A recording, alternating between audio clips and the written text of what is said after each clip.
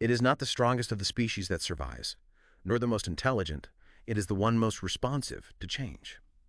That quote from Charles Darwin, it really feels apt today. Welcome to the Deep Dive. Today we're taking a deep dive into Syria, a country facing, well, profound change. We're looking specifically at the immense challenges for its interim president, Ahmed al-Sharaa. It's been about 6 months now since he took charge after Bashar al-Assad was toppled back on December 8th. Now, this exploration is based entirely on source material we have from Agence France-Presse, that's AFP reporting, giving us a snapshot from the ground. And this is really important stuff. For those of you trying to navigate complex current events, maybe you're preparing for exams like the UPSC, understanding these geopolitical shifts is, well, it's crucial for mains, even prelims. But honestly, it's for anyone who just wants to get a clearer picture, beyond the headlines, of what's happening in a really key part of the world.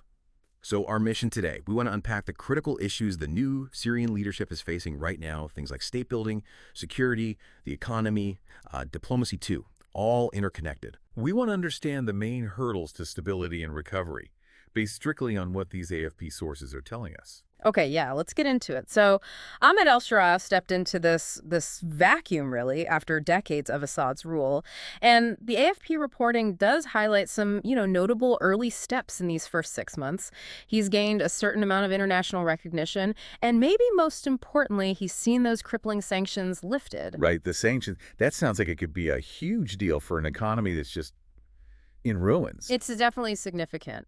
But the sources also make it crystal clear that the task ahead is just immense, almost overwhelming. So those early wins are important, but they don't solve the fundamental problems. Exactly. Beyond the diplomacy, you have the core issues. How do you actually rebuild national institutions? How do you restart an economy battered by 14 years of war? And maybe the biggest question, how do you unite a country that's so deeply fractured? Politically, yes, but also along sectarian lines, ethnic lines. It's less about tweaking things and more like building from the ground up in many places. Okay, so that brings us to this idea of state building. It sounds quite academic, maybe. What does it actually involve there in Syria right now? Well, think of it like this. Trying to create a single working government system, something with, legitimacy, rule of law, providing basic services across the whole country. But the AFP reports really stress how complicated this is because Sharaa's authority in Damascus isn't the only game in town, not by a long shot. Ah, right. There are other power centers. Yes, you've got basically 4 distinct areas to navigate. There's the central government trying to establish itself in Damascus. Then there's the former rebel authority in the northwest. That was Sharaa's base. You also have Turkish-backed groups up in the north. And crucially, the Kurdish-led autonomous administration over in the northeast. Wow, okay. So not just different opinions, but actual established zones with their own structures, maybe even security forces. Precisely. And that makes unifying the country incredibly difficult. Analysts cited in the AFP reports really hammer this home. Radwan Ziada, for instance, from the Syrian Center for Political and Strategic Studies, he points out that just achieving relative stability across these different zones in the first few months was, in his words, a significant accomplishment. Just achieving relative stability was significant. That tells you how fragile things must be. It really does. And Ziada follows that up by saying the most difficult challenge now is actually making sure the whole 5-year transitional phase they've planned out, making sure it succeeds. It's about the long haul. And this relative stability, the AFP reporting suggests, it's already being tested, right? Mm-hmm. With sectarian clashes. Yes, absolutely. Those incidents mentioned in the reports are pretty stark reminders of the divisions. There were deadly sectarian clashes on the coast back in March, and then near Damascus the following month. Near Damascus, too. Yes. The Syrian Observatory for Human Rights is cited, reporting over 1,700 killed in that coastal violence, mostly affecting the Alawite minority.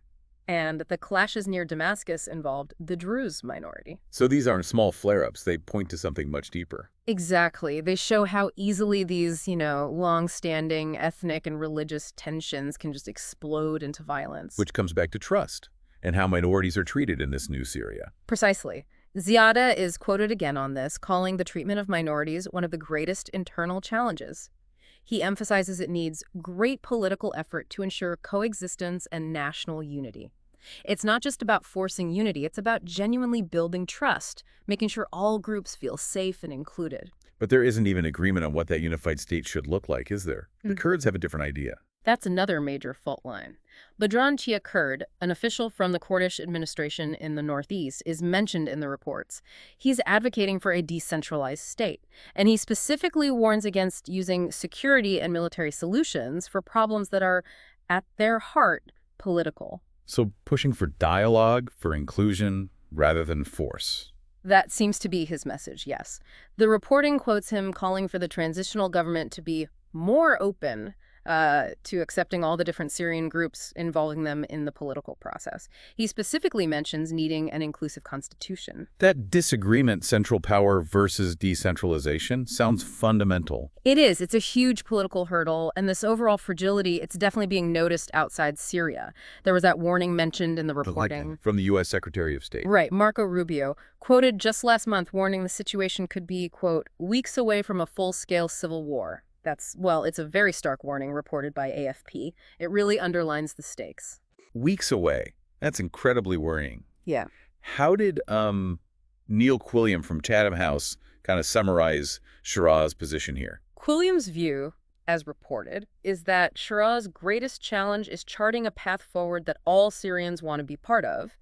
And crucially, he adds, doing it quickly enough without being reckless. Speed and caution at the same time. Exactly. It's an incredibly fine line to walk because the situation is so volatile, but rushing could alienate key groups. A very delicate balance. Okay, so that's the huge political state-building challenge.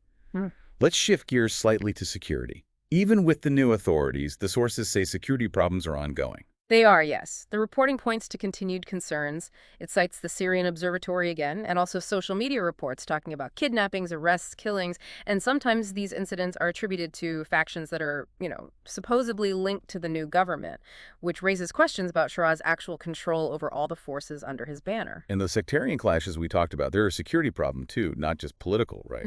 Oh, absolutely. The sources connect those recent violent clashes directly to doubts about Sharaa's ability to control some of the more, let's say, radical fighters within his own coalition. It points to potential discipline issues, maybe even fragmentation within the new security forces themselves. And then there's the whole issue of foreign fighters. The U.S. wants them out. Yeah, Washington wants them gone, but the reporting explains why it's so tricky. For Sharaa, many of these foreign jihadists have been allies for years. Just telling them to leave isn't easy politically. Plus, many of their home countries simply won't take them back. A difficult position.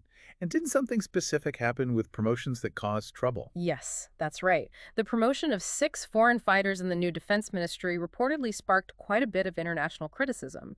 And according to a Syrian source mentioned in the reporting, Damascus apparently told the U.S. they would freeze those promotions. So direct external pressure leading to an internal reversal shows the influence or maybe vulnerability. It certainly highlights how international demands are playing a direct role in internal decisions. And then there's another huge security burden mention, the ISIS camps. Right, the detention camps run by the Kurds. Exactly. Washington also wants the Syrian government to take over those prisons and camps. They hold thousands of suspected IS jihadists and their families. But the reporting is quite clear. Damascus apparently says it just lacks the personnel to manage something on that scale. It's a massive security and humanitarian problem that the new government doesn't seem equipped to handle alone right now. So you've got political fragmentation, internal security issues, foreign fighter problems, these huge camps. And on top of all that, the economy. Yeah, the economy is described as just battered. 14 years of war have left it depleted. Infrastructure's destroyed. Most people are living in poverty. It's a dire situation. Not exactly fertile ground for building a stable state. Were there any small glimmers of hope mentioned in the sources economically? Some small things, yeah. The reporting does note some modest improvements. Things like better availability of fuel, certain goods appearing in markets, even some fruits that were hard to import before. Small things, but people probably notice them. Okay. And now that the sanctions are lifted, what's the main economic focus for Sharaa's team? Well, according to a source close to the president cited in the reporting, the priority is fighting poverty. The thinking seems to be that improving people's basic economic situation is essential to, quote, stabilize the country and avoid problems. So, linking economic relief directly to security. Makes sense. But if you want real recovery, attract investment. What are the blockers beyond just needing stability? An economist, Karam Shar, is cited pointing to some key structural issues. He mentions problems with the regulatory framework, the laws needed for investment. He says they seem vague in many parts. So even if investors were interested, the rules aren't clear. That seems to be the issue he's highlighting. It suggests the legal and administrative side isn't really ready yet to handle major investment or, support a properly functioning market.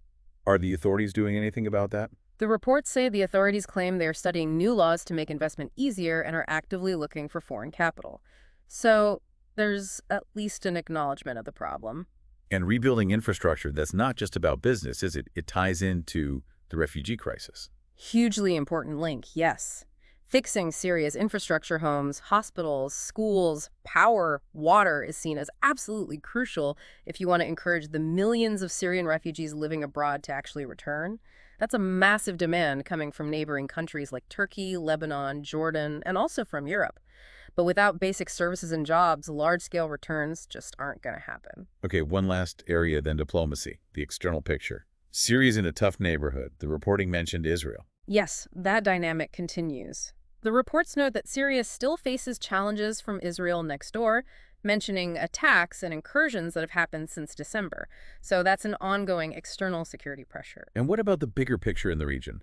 Normalizing relations with Israel, like some other Arab countries have done. Neil Quilliam is quoted on this again. His assessment, as reported, is that Damascus is light years away from considering normalization with Israel. Even though, as the reporting mentions, this has been something Washington has been interested in, especially after the Abraham Accords. So no movement there. Have there been any talks at all? The ASP reporting does say Syria acknowledged some indirect talks took place with Israel. But publicly, the government hasn't really taken a clear stance on the idea of full normalization. It seems like a very sensitive issue they're handling very cautiously. Wow.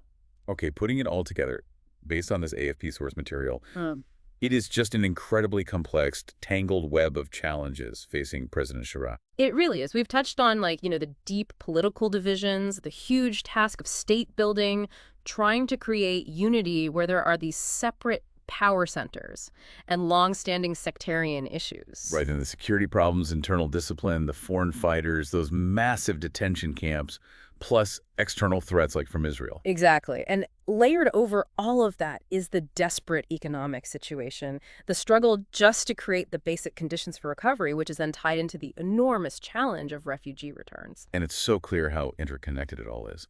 You can't fix the economy without some security, some political progress. And you probably can't get lasting security if you don't address the political grievances, the sectarian divisions, the economic desperation. It all loops back. The outcome here in Syria, it obviously has huge implications well beyond its own borders for the whole region and internationally, too. Definitely. And for you listening, whether you're studying for exams like UPSC, where you need to analyze these complex situations, or you just want to be well informed, really digging into the details like we've tried to do here based on the sources helps you understand the real world forces at play. It's messy, it's complicated, it's not simple headlines. So let's leave you with a thought, something to mull over based on what we've discussed from the AFP reporting.